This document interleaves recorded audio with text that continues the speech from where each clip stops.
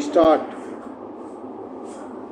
In his statement before the police, he said that in the morning he, along with his two younger brothers and the deceased, was sitting on the chabutra of their baitak in their village when deceased proceeded for his house to bring the clothes for getting ready to go to Faridpur, where he was due to appear in the BA examination.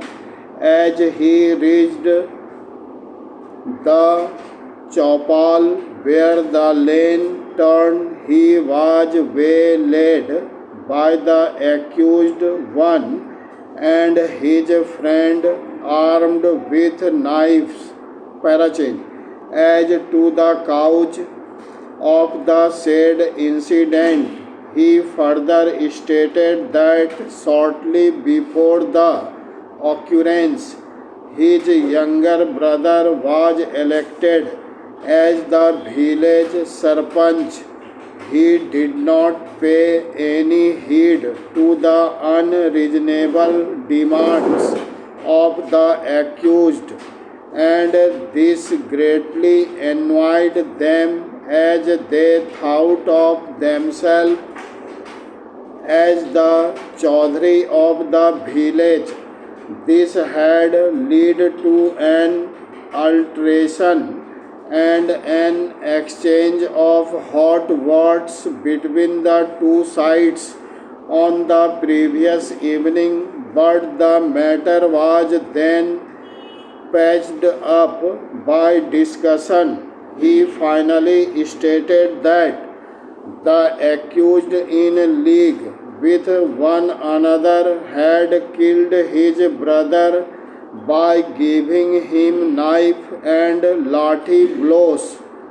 After the occurrence, he brought his friend to the civil hospital Kanpur, where he was declared brought dead. Dr. Kumar, who was in the hospital on duty, sent information in that regard to the SHOPS, whereupon PW8 come to the hospital and took down the statement of the appellant. The FIR was delivered at the residence of the area magistrate on the same day. Parachain. What is, however, of significance for our purpose is that the trial court disbelieved a substantial part of the prosecution story. The trial court did not accept the prosecution case that accused were present at the place of occurrence and accordingly directed their acquittal. As regard the trial court pointed out that the three inside bounds on the person on the deceased that were attributed to him were, according to the medical evidence, post-mortem in nature. That is to say, those three injuries were inflicted after he was already dead.